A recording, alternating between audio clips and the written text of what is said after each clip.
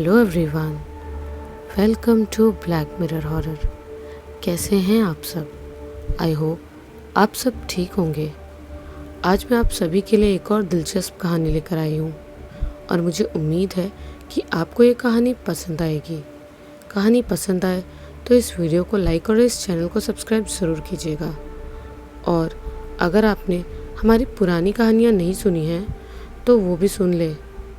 I hope वो भी आप सभी को काफ़ी पसंद आएंगी। और हाँ, सब्सक्राइब करने के बाद बेल आइकन प्रेस करना ना भूलें। तो चलिए अब ज़्यादा देरी ना करते हुए कहानी की शुरुआत करते हैं। वेस्ट बंगाल भारत का सबसे तंत्र मंत्र को मानने वाला इलाका माना जाता है। यहाँ तंत्र मंत्र का काफ़ी प्रचलन है। यहाँ कई प्रकार के तांत्रिक दिखते हैं, कई भूत भगाने वाले तो कई लोगों के कष्ट दूर करने वाले। आज की कहानी हमारी तांत्रिक के ऊपर ही है। रात का वक्त, काफ़ी घनी और काली रात और दिसंबर की कड़कड़ाती सर्दी के वक्त में कोई अपने घर से निकलने के लिए कई बार सोचे। ऊपर से गांव का इलाका होने के कारण लोग जल्दी ही सो जाते हैं। वहीं एक छोटे से घर के अंदर औरत की घबराहट भरी आवाज़ सुनाई देती है। चुन्नू की तबीयत ठीक होने का नाम ही नहीं ले रही है। डॉक्टर की दवाई का कोई असर नहीं दिख रहा। कहीं किसी ने टोना तो नहीं कर दिया ना? उस औरत की बात सुनकर पास ही खड़ा उसका पति बोला, मैं एक तांत्रिक को जानता हूँ, ज़रूर वो कोई उपाय बताएंगे जिससे चुन्नू जल्दी ठीक हो जाए। इसके बाद वो आदमी अपने बच्चे को लेकर घर से निकल पड़ा। बाहर काफ़ी कड़कती सर्दी थी, जिस कारण कोई रिक्शे वाला नज़र नहीं आ रहा था। वो आदमी पैदल ही तांत्रिक के पास जाने के लिए निकल पड़ा। गांव के टूटे फूटे रास्तों को पार करके सीधा सुनसान इलाके की तरफ निकल पड़ा। जैसे जैसे वो आदमी आगे बढ़ते जा रहा था, वैसे वैसे घर की संख्या कम होते जा रही थी। थोड़े ही पल बाद एक भी घर दिखाई नहीं दे रहा था। साथ ही अंधेरा भी काफ़ी था, जिस कारण उस आदमी को चलने में काफ़ी दिक्कत आ रही थी। कभी कभी उसके पैर में ठोकर लग जाती तो कभी उसके कदम लड़खड़ा जाते, पर वो आदमी इस वक्त खुद की बिल्कुल फिक्र नहीं कर रहा था। वहीं उसने अपने बच्चे को कंबल से ढक रखा था। बच्चे का बुखार और भी ज़्यादा बढ़े जा रहा था। अगर जल्दी से उसका बुखार ठीक नहीं हुआ तो हालत गंभीर हो सकती है। उसका बच्चा हल्का हल्का कराह रहा था। उस आदमी ने घबराते हुए स्वर में कहा, बेटा कुछ देर और, फिर जल्दी से तुम्हें आराम मिल जाएगा। इसी के साथ जल्दी और तेज़ कदमों के साथ वो आदमी एक पुरानी सी झोपड़ी के पास पहुंच गया। झोपड़ी बाहर से काफ़ी ज़्यादा पुरानी लग रही थी, जैसे उसमें कोई रहता भी ना हो। कई जगहों से टूटी हुई दिख रही थी। गेट के पास पहुंचते ही उस आदमी ने ज़ोर ज़ोर से पुराना दरवाज़ा पीटना शुरू किया। उस आदमी ने पुकारते हुए कहा, तांत्रिक बाबा जल्दी बाहर आओ, मेरे बेटे की तबीयत खराब है। इसी के साथ कई बार ज़ोर ज़ोर से दरवाज़ा पीटे जा रहा था। अचानक थोड़ी देर में उस झोपड़ी का गेट खुला। इसी के साथ कई बार पीटने के बाद एक आदमी बाहर आया, जो देखने में काफ़ी अजीब और डरावना सा दिख रहा था। उसने सफ़ेद रंग का मटमैला सा कुर्ता पहना था। उसके बाल बड़े और खुले हुए थे। देखने में वो एक तांत्रिक ही लग रहा था। उस तांत्रिक ने ऊंचे स्वर में उस आदमी से कहा, क्या काम है? इतनी रात में क्यों आए हो? पता है ना रात के वक्त मेरी सिद्धियों का वक्त रहता है। इस पर वो आदमी गिड़गिड़ाता हुआ बोला, बाबा बहुत ही ज़रूरी है, इसीलिए आया हूँ। मेरे बच्चे की तबीयत बहुत ख़राब है, एक बार इसे देख लीजिए। उस तांत्रिक ने गुस्से से घूरते हुए कहा, नहीं, ये वक्त मेरी सिद्धियों का है, इसमें विघ्न डाला तो बुरा होगा। उस आदमी ने तुरंत हाथ जोड़ते हुए कहा, आप ही आखिरी उम्मीद है, आपने मना किया तो अनर्थ हो जाएगा। तांत्रिक ने उस आदमी की बात पर कहा, ठीक है। इतना कहकर तांत्रिक उस आदमी को अपनी झोपड़ी के अंदर आने देता है। वो आदमी जल्दी से अंदर आकर ज़मीन पर अपने 5 साल के बच्चे को लेटा देता है। तांत्रिक की झोपड़ी में काफ़ी अजीब अजीब तरह के हड्डी और कपाल रखे हुए थे। वो आदमी अपनी एक नज़र उस झोपड़ी में फेर रहा था। उतने में वो तांत्रिक हाथ में एक कटोरा लेकर बच्चे की तरफ बढ़ने लगा। बच्चे की आंखें बंद थी। उतने में उस तांत्रिक ने भारी आवाज़ में कहा, तुम्हें इसके शरीर के सारे कपड़े उतारने होंगे। उस आदमी ने हिचकिचाते हुए सवाल किया, पर बाबा, इसके कपड़े को कैसे निकाल सकते हैं? ठंड लग गई तो? तांत्रिक ने तुरंत गुस्से से झल्लाते हुए बोला, जैसा कह रहा हूँ वैसे करो, वरना यहाँ से जाओ। तांत्रिक बेहद ही गुस्से वाला था। उस आदमी ने तुरंत अपने बच्चे के शरीर पर से सारा कपड़ा उतार दिया। उसके बाद तांत्रिक ने तुरंत कटोरे में रखे पीले रंग के लेप को उस बच्चे के पूरे शरीर में लगाने लगा। वो आदमी चाह कर भी कुछ नहीं कर सकता था, बस चुपचाप देखता रहा। इसके बाद तांत्रिक ने तुरंत कहीं से आग का अंगारा उठा लिया और एक कपाल के अंदर रखकर बच्चे के सीने पर रख दिया। ये देखकर वो आदमी हैरानी से मन में बोला, ये तांत्रिक करना क्या चाहता है? बस कहीं मेरे बच्चे को नुकसान ना पहुंचा दे। पर ऐसा करेंगे क्यों? इसके बाद तांत्रिक ने कोई मंत्र पढ़ना शुरू किया। देखते ही देखते बच्चे के आसपास से हल्का धुआं उठना शुरू हुआ। ये देखकर वो आदमी बिल्कुल समझ नहीं पाया आखिर ये हो क्या रहा है। अचानक से बच्चे के सीने पर रखा कपाल उस अंगारे के कारण जलने लगा। देखते ही देखते बच्चे का शरीर भी आग की लपेट में आकर झुलसने लगा। वो आदमी तुरंत घबराते हुए बोला, ये क्या कर रहे हो? मेरे बच्चे को आग में जला रहे हो। वो आदमी तेज़ी से दौड़कर अपने बच्चे को बचाने ही वाला था कि तांत्रिक ने दूसरे मंत्र से उस आदमी को स्तंभित कर दिया। वो आदमी चाह कर भी आगे कदम नहीं बढ़ा पा रहा था। इस पर तांत्रिक उस आदमी को देखकर भयानक तरह से हंसे जा रहा था। उस आदमी का बच्चा अब तक पूरी तरह से झुलस चुका था और वो आदमी कुछ भी नहीं कर पाया था। थोड़ी ही देर में वो आदमी फूट फूट कर रोने लगा। इस पर तांत्रिक ने गुस्से से कहा, अगर ये बात बाहर किसी को पता लगी तो तेरे पूरे परिवार को काली विद्या से ख़त्म कर दूंगा। इसके बाद वो आदमी रोते हुए बोला, तू एक नंबर का पागल तांत्रिक है और ये बात मैं पूरे गांव वालों को बताऊंगा। ये कहकर उस तांत्रिक की झोपड़ी से रोता हुआ चला गया। वहीं तांत्रिक ज़ोर से हंसता हुआ बोला, जा, जिसको बताना है बता दे, कोई मेरा कुछ नहीं बिगाड़ सकता। वहीं वो आदमी भागता हुआ मुखिया के घर के पास पहुंचा। मुखिया ने उस आदमी की बेचैनी को देखकर सवाल करते हुए कहा, क्या हुआ तुम्हें? तुम इतनी सुबह सुबह घबराए क्यों हो? क्या हुआ है? मुखिया की बात सुनकर वो आदमी बोला, गांव के बाहर झोपड़ी में रहने वाला तांत्रिक पागल है। उसने मेरे बच्चे को मार दिया। अब आप ही उस तांत्रिक को सबक सिखाइए। मुखिया तुरंत हैरानी से बोला, उस तांत्रिक की इतनी हिम्मत? आज उस तांत्रिक को छोड़ेंगे नहीं। इसके बाद गांव के मुखिया के साथ कई लोगों को लेकर वो तांत्रिक की झोपड़ी की तरफ बढ़ने लगा। सबके हाथों में बड़ी बड़ी लाठी थी, जिससे उस पागल तांत्रिक को मार मार कर ख़त्म कर देने वाले थे। कुछ ही देर में सभी लोग उस तांत्रिक की झोपड़ी के पास पहुंच गए। मुखिया तांत्रिक के दरवाजे पर दस्तक देते हुए बोला, बाहर आ तांत्रिक, तेरे पागलपन पर मुझे पहले से ही शक था। आज तूने एक बच्चे की जान लेकर सही नहीं किया।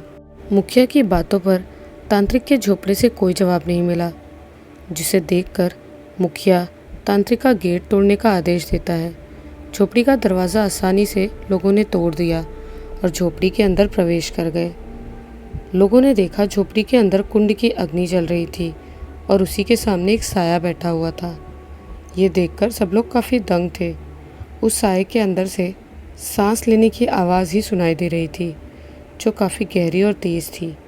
मुखिया उस साये को देखकर घबराते हुए बोले, कहीं वो तांत्रिक इस साये के रूप में तो नहीं बैठा ना? सभी लोगों के चेहरे के रंग फीके ही पड़े थे कि अचानक एक हंसी की आवाज़ झोपड़ी में चारों तरफ गूंजने लगी। हंसी की आवाज़ उसी काले साये में से आ रही थी। पहले वाला आदमी हंसी को ध्यान से सुनते हुए बोला, ये हंसी उसी तांत्रिक की है। ज़रूर हमसे छुपने के लिए साया बनकर बैठा है। इसे सबक सिखाओ। इतने में लोगों के चेहरे पर भयानक गुस्सा छाने लगा। लाठी लिए एक आदमी उस साये पर हमला करने के लिए आगे बढ़ा। उसने जैसे ही लाठी का वार साये पर किया, पर वो साये के आर पार निकल गई। इतने में तांत्रिक की डरावनी हंसी की आवाज़ सुनाई देने लगी। अभी भी वक्त है, यहाँ से चले जाओ वरना कोई नहीं बचेगा। इस पर मुखिया ने तुरंत कहा, अरे तुझे मारे बिना नहीं जाएंगे। अचानक से काले साये के अंदर तांत्रिक का धीरे धीरे चेहरा दिखाई पड़ने लगा। वो चेहरा बेहद ही भयानक और ख़तरनाक था, जिसे देखने के बाद वहाँ मौजूद सबके पैर कांपने लगे थे। तांत्रिक पूरी तरह अपने असली रूप में आने लगा था। तांत्रिक को ठीक होता देखकर सभी लोग मिलकर हमला करने ही वाले थे। अचानक तांत्रिक ने कोई मंत्र बुदबुदाया, जिसके बाद सभी लोगों के कदम खुद ब खुद रुक गए। वो लोग चाह कर भी अपने कदम नहीं हिला पा रहे थे। तांत्रिक ने हंसते हुए कहा, अब देखो तुम सबकी कैसे मौत होती है, कोई जिंदा नहीं बचेगा। तांत्रिक ने ज़मीन पर नज़र डाली तो एक कटोरे में बकरे का कलेजा पड़ा हुआ था। तांत्रिक ने जल्दी से उस कलेजे को हाथ में उठा लिया और सभी लोगों की तरफ देखने लगा। सब लोग हैरान थे, आखिर ये पागल तांत्रिक करने क्या वाला है। उतने में तांत्रिक ने फिर से कोई मंत्र बुदबुदाया और कलेजे को धीरे धीरे मुट्ठी में बंद करने लगा।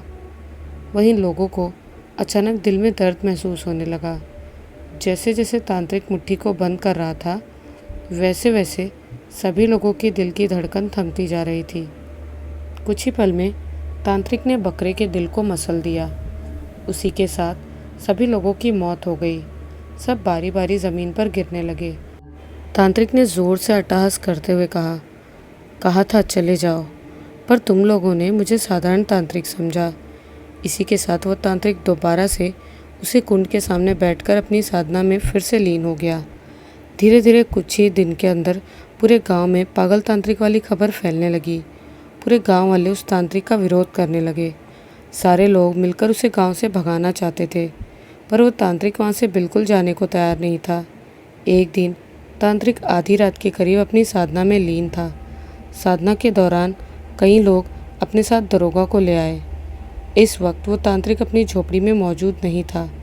कुछ लोगों की भीड़ ने उस तांत्रिक को पास में जंगल में खोज ही लिया। एक आदमी उस तांत्रिक को देखता हुआ बोला, यही है वो पागल तांत्रिक, इसने कई लोगों को मार डाला है। वो पागल अपनी साधना में लीन रहने के दौरान चाह कर भी अपनी आंखें नहीं खोल पा रहा था। वहीं पुलिस के साथ 2 हवलदार मिलकर उस तांत्रिक को पकड़ने के लिए गए। अचानक जैसे ही उस तांत्रिक को छूने के लिए पास गए, उन हवलदारों को ऐसा महसूस होने लगा जैसे वहाँ इंसान नहीं आग का गोला हो। छूते ही हाथ जल रहे थे। दरोगा ने तुरंत सवाल करते हुए कहा, क्या हुआ, तुम दोनों इस तांत्रिक को पकड़ने में देरी क्यों कर रहे हो। इस पर एक हवलदार ने कहा, दरोगा जी, इस तांत्रिक ने ज़रूर कोई माया जाल बना रखा है, जिस कारण इसे छूते ही हमारा हाथ जल रहा है। हवलदार की बात पर दरोगा दंग था। वहाँ गांव के लोग भी हैरानी के साथ दरोगा से बोले, आप जानते नहीं दरोगा जी, ये तांत्रिक कुछ भी कर सकता है, आप कुछ भी करके इसे पकड़कर यहाँ से ले जाइए। इस पर दरोगा ने तुरंत हामी भर दी और तांत्रिक के करीब बढ़ने लगा। जैसे ही दरोगा तांत्रिक के करीब पहुँचा, उसे भी इस गर्मी का तेज़ी से एहसास होने लगा। वहीं भूपेंद्र नाम का आदमी मौजूद था, जो उसी गांव का था। भूपेंद्र की नज़र तांत्रिक के हाथ पर पड़ी। तांत्रिक ने दोनों हाथों को जोड़कर एक मुद्रा बनाई थी, जिस पर उसने नर कपाल को रखा था। भूपेंद्र के दिमाग में ख्याल आया और उसने उस कपाल को गिरा दिया, जिस कारण उस तांत्रिक की आंखें खुल गई और वो उठ खड़ा हुआ। भूपेंद्र और दरोगा को देखकर तांत्रिक के चेहरे पर घबराहट के भाव उभर आए। तांत्रिक भूपेंद्र की ओर देखते हुए बोला, तुम लोगों ने सही नहीं किया। इस गांव से जाने से पहले मैंने मारण प्रयोग कर दिया है। धीरे धीरे तुम सब लोग मरोगे। तुम्हें मेरे अलावा और कोई नहीं बचा सकता। उसी के साथ तांत्रिक ने अपने झोले से एक कपाल निकाला और उसे हाथ से फोड़कर ज़मीन में गाड़ दिया। गांव के लोग हैरानी से आंख फाड़े देखे जा रहे थे। उसके बाद दरोगा तांत्रिक को पकड़कर अपने साथ ले गए। कुछ महीने बाद गांव के अंदर मायरा अपने रिश्तेदार से मिलने के लिए आई। वैसे मायरा हमेशा से दिल्ली में रहती थी, पर कभी कभी अपने चाचा भूपेंद्र से मिलने वेस्ट बंगाल आती थी। मायरा देखने में काफ़ी सुंदर और अच्छी दिखती थी। वो कुछ दिन आराम से गांव में रहने वाली थी। फिलहाल गांव में सब ठीक था कि अचानक एक दिन रात के वक्त मायरा गहरी नींद में अकेली सोई हुई थी। कमरे में काफ़ी अंधेरा था। तभी उसके कानों में धीरे धीरे फुसफुसाहट की आवाज़ गूंजने लगी, जिस वजह से मायरा की नींद खुल गई। मायरा ने उठकर देखा तो बाहर की खिड़की खुली हुई थी, जिससे ठंडी ठंडी हवा कमरे के भीतर आ रही थी। मायरा ने खुद से बड़बड़ाते हुए कहा, ज़रूर हवा के कारण मेरी नींद खुल गई होगी। मायरा बिस्तर से उठकर खिड़की बंद करने के लिए गई। जैसे ही मायरा खिड़की बंद करने वाली थी, उतने में मायरा की नज़र बाहर की तरफ पड़ी। एक काली परछाई खिड़की के बिल्कुल सामने खड़ी थी। कभी कभी उस परछाई में एक अजीब सा चेहरा दिखाई दे रहा था। वो चेहरा उसी तांत्रिक का था, पर मायरा को इस बात का पता नहीं था। मायरा उस परछाई को देखकर बुरी तरह से डर चुकी थी। एक भयानक सी हंसी मायरा के कानों में गूंजने लगी। उसने जल्दी से खिड़की बंद करके बिस्तर की तरफ दौड़ लगा दी। मायरा ने कांपते हुए कहा, ये क्या था? उसकी भयानक सी हंसी कलेजा कपकपा देने वाली थी। इसके बाद मायरा वापस बिस्तर पर लेट गई। जैसे ही मायरा की फिर से आंख लगी ही थी, मायरा को ऐसा एहसास हुआ जैसे कोई उसे छू रहा हो। मायरा तुरंत उठकर बैठ गई। मायरा ने अंधेरे में खुद को ध्यान से देखा तो उसके हाथ के ऊपर किसी के खरोचने का निशान पड़ गया था। मायरा ने कमरे में इधर उधर देखा, पर उसके अलावा कमरे में कोई भी मौजूद नहीं था। अंदर से कमरा भी लॉक था। मायरा ने घबराते हुए खुद से कहा, अगर कमरे में कोई मौजूद नहीं है तो ये निशान मेरे शरीर पर कैसे आया? मायरा बुरी तरह से घबराई हुई थी कि उसके कान के बेहद करीब फिर से फुसफुसाहट की आवाज़ सुनाई दी, तेरा बदन बहुत ही ज़्यादा रसीला है। मायरा तुरंत डर के मारे खड़ी हो गई। मायरा जल्दी से दौड़कर टेबल के लैम्प को जला दिया। अब कमरे में क्लियर दिख पा रहा था। मायरा लैम्प की लौ को देख ही रही थी। अचानक उस लैम्प में वही तांत्रिक का चेहरा दिखाई देने लगा। मायरा ने अपने कदम पीछे हटाते हुए कहा, आखिर कौन है ये? मुझे बार बार ये चेहरा क्यों दिख रहा है? अचानक से लैम्प की लौ बुझ गई। कमरे में फिर से पूरी तरह से अंधेरा छा गया। मायरा के पसीने छूटने लगे थे। मायरा कांपते पैरों से पीछे कदम हटा रही थी। अचानक किसी ने उसे धक्का देकर बेड पर गिरा दिया था। मायरा के बेड पर गिरते ही उसे ऐसा लगने लगता है जैसे कोई उसे बेड पर से उठने नहीं दे रहा हो। मायरा खूब कोशिश करती है, पर उठ नहीं पाती। उसने अपने ऊपर देखा तो साया बैठा हुआ था। अचानक उसके हाथ पैर भी कस के अकड़ने लगे। मायरा ने खुद से कहा, आखिर ये सब क्या हो रहा है मेरे साथ? कोई बचाओ। धीरे धीरे उसके शरीर पर खरोचने के काफ़ी निशान पड़ने लगे। साथ ही उसे ऐसा एहसास होने लगा जैसे उसके ऊपर कोई बैठा हो, और कमरे में धीमी धीमी हंसी की आवाज़ गूंज रही थी। मायरा को ऐसा लग रहा था जैसे कोई उसके शरीर को बुरी तरह नोच रहा हो। मायरा ने बड़ी कोशिश करने के बाद ज़ोर से चीखना शुरू किया। मायरा के चिल्लाने से उसके घर में सोए भूपेंद्र चाचा और चाची तेज़ी से दौड़ते हुए मायरा के कमरे के बाहर आकर दस्तक देने लगे। चाचा ने हैरानी से सवाल करते हुए कहा, क्या हुआ मायरा? तुम चीख क्यों रही हो? सब ठीक है ना? मायरा ने कराहते हुए कहा, मुझे बचाओ। कमरा बंद होने के कारण मायरा के चाचा चाची अंदर नहीं आ पा रहे थे, इसलिए उन्होंने ज़ोर ज़ोर से गेट पर धक्का देना शुरू कर दिया। वहीं मायरा के ऊपर से वो साया गायब हो चुका था। उस साये के गायब होते ही मायरा धीरे धीरे वहाँ से आई और जैसे तैसे उठकर उसने दरवाजे के पास जाकर दरवाज़ा खोल दिया। बाहर मायरा के चाचा चाची दोनों मायरा का चेहरा देखकर काफ़ी हैरान थे। मायरा अंदर तक डरी हुई थी। उसके चाचा ने सवाल करते हुए कहा, क्या हुआ मायरा, और तुम इतनी डरी हुई क्यों हो? क्या तुमने कोई भूत देखा? चाचा के सवाल पर मायरा ने कांपते हुए कहा, चाचा वो कमरे में एक आदमी का भयानक सा चेहरा दिख रहा था। वो मेरी जान लेना चाहता था। वो काले साये के रूप में मुझे खरोच रहा था। मायरा अपने चाचा को खरोच दिखाने ही वाली थी कि मायरा एकदम से हैरान हो गई। उसके शरीर पर एक भी खरोच के निशान नहीं थे। मायरा ने खुद से बड़बड़ाते हुए कहा, अभी तो इतने सारे खरोच के निशान थे, अचानक से गायब कहाँ हो गए? मायरा को ऐसे खोया देखकर उसके चाचा मायरा से बोले, ज़रूर तुमने कोई बुरा सपना देखा है। अगर तुम्हें अकेले सोने में डर लगता है तो तुम चाची के साथ सो सकती हो। मायरा ने तुरंत पलटकर कहा, पर मैंने कोई सपना नहीं देखा था। मैंने अपनी आंखों से उस आदमी की भयानक हंसी देखी थी। मैं सच कह रही हूँ चाचा। अच्छा ठीक है, अभी काफ़ी रात है, तुम सो जाओ, सुबह बात करते हैं, मायरा के चाचा ने उससे कहा। मायरा उस रात बहुत डरी सहमी सी सोई। खैर, अगले दिन सुबह होते हुए ही मायरा के चाचा ने मायरा को देखा तो पूछा, कल रात उसके बाद तो कोई बुरा सपना नहीं आया ना? मायरा ने तुरंत कहा, चाचा वो आदमी देखने में किसी तांत्रिक की तरह लग रहा था। वहीं मायरा के चाचा ने तुरंत मायरा की बात पर गौर करते हुए कहा, क्या तांत्रिक? इतना कहकर चुप हो गए। उनके दिमाग में उसी पागल तांत्रिक का ख्याल चलने लगा। पर दूसरे ही पल मायरा के चाचा ने खुद से कहा, नहीं नहीं, उस तांत्रिक को तो कुछ महीने पहले ही पुलिस पकड़ कर ले गई थी। मायरा अपने चाचा को खोया हुआ देखकर तुरंत सवाल करते हुए बोली, क्या हुआ चाचा? आप किस सोच में डूब गए? कोई गंभीर बात है क्या?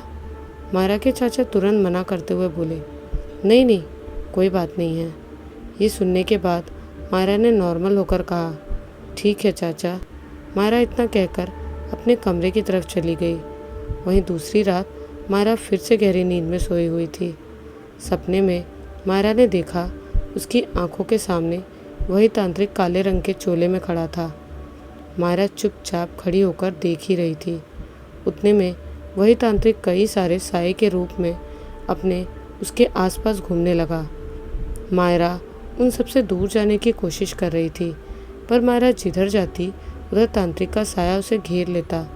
सभी तांत्रिक के साये मिलकर उसके शरीर में समाने लगे और मायरा की दर्द भरी कराह की आवाज़ निकल पड़ी। उसी के साथ मायरा की नींद खुल गई। मायरा ने खुद से सवाल करते हुए कहा, ये तांत्रिक जैसा दिखने वाला मेरे सपनों में बार बार क्यों आ रहा है? आखिर ये है कौन? उतने में मायरा के कान में कहीं से हल्की सी फुसफुसाहट की आवाज़ सुनाई दी। अगर तू इन सवाल का जवाब चाहती है तो मैं तुझे दूंगा। मायरा अपने चारों तरफ नज़र फेरने लगी, पर उसे कोई दिखाई नहीं दिया। मायरा ने सवाल करते हुए पूछा, कौन है? कौन है यहाँ? फिर से फुसफुसाहट की आवाज़ सुनाई दी। मैं खिड़की के बाहर हूँ, आओ सवाल के जवाब देता हूँ। मायरा जल्दी से उठकर धीरे धीरे कदमों से खिड़की की तरफ बढ़ने लगी। जैसे ही मायरा ने खिड़की से बाहर झाँका तो वही तांत्रिक मायरा के सामने खड़ा था। मायरा एकदम से शॉक्ड हो गई और अपने कदम पीछे हटा लिए। उतने में फिर से फुसफुसाहट की आवाज़ सुनाई दी, आओ बाहर मायरा, जल्दी आओ। मायरा के कान में बार बार फुसफुसाहट की आवाज़ उसे बाहर बुला रही थी, जिस कारण धीरे धीरे वो मदहोश होने लगी और बिना कुछ सोचे अपने कदम मेन गेट की तरफ बढ़ाकर घर से बाहर निकल पड़ी। मायरा की चाल से बिल्कुल साफ लग रहा था वो तांत्रिक के वश में हो चुकी है। जैसे ही मायरा घर से बाहर निकली तो सामने वो तांत्रिक और दूर खड़ा था। मायरा तुरंत तेज़ी से उसके करीब जाना चाहती थी, पर जैसे ही मायरा उस तक पहुंचती वो तांत्रिक गायब होकर उससे दूर चला जाता था। बार बार मायरा के साथ यही हो रहा था। अब तक वो घर से काफ़ी दूर भी आ चुकी थी। आसपास घने अंधेरे में दिख पाना भी मुश्किल था, पर मायरा को वो तांत्रिक बिल्कुल साफ दिखाई दे रहा था। थोड़ी ही देर में तांत्रिक एक जगह पर बैठ गया। पास ही एक नदी थी। मायरा भी तांत्रिक के करीब पहुंच चुकी थी, पर कुछ दूरी का ही फासला था। पर मायरा को अब भी लग रहा था कि वो तांत्रिक फिर से गायब होकर दूर न चला जाए। उतने में मायरा का भ्रम टूट गया और वो अपने होश में आ गई। वो इस वक्त शमशान घाट के अंदर खड़ी थी।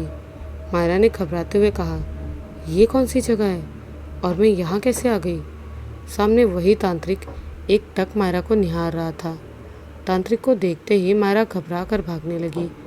इस पर तांत्रिक ने जल्दी से अपने झोले से एक कील निकाली और कोई मंत्र बुदबुदा कर कील को ज़मीन में गाड़ दिया, जिस कारण मायरा के पैर के साथ साथ पूरा शरीर एक जगह जम सा गया। मायरा के सिर्फ होठ ही हिल पा रहे थे। मायरा ने घबराते हुए कहा, मुझे छोड़ दो, यहाँ से जाने दो। इस पर वो पागल तांत्रिक उठकर मायरा के करीब आते हुए बोला, तुम्हारे चाचा और चाची के ऊपर मौत का साया मंडरा रहा है। अगर उसे दूर करना है तो एक क्रिया करनी पड़ेगी।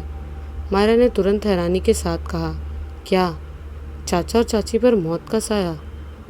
हाँ, और ये बात मैं तुम्हें कब से बताना चाह रहा था। मायरा को उस तांत्रिक के बारे में कुछ मालूम नहीं था, इसलिए मायरा को यकीन होने लगा। तांत्रिक ने उसे नॉर्मल कर दिया था।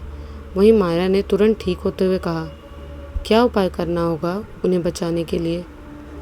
मायरा की ये बात सुनते ही तांत्रिक के चेहरे पर भयानक और कातिल मुस्कान आ गई। तांत्रिक ने कातिल मुस्कान के साथ कहा, तुम्हें हाथ में नर कपाल लेकर जलती चिता पर शव के अंदर बैठे रहना होगा। मायरा ने हैरानी से कहा, क्या? क्या पागल तांत्रिक की बात मानकर मायरा ऐसा कर पाएगी? आखिर क्या पागल तांत्रिक वापस लौट आया है? वो अपना बदला लेने के लिए किस हद तक चला जाएगा? इन सब सवालों के जवाब आपको इस कहानी के अगले पार्ट में पता चलेंगे। तब तक ये कहानी कैसी लगी हमें कमेंट्स में ज़रूर बताइएगा। मिलती हूँ बहुत जल्द इस कहानी के अगले पार्ट के साथ। तब तक के लिए बाय एंड टेक केयर।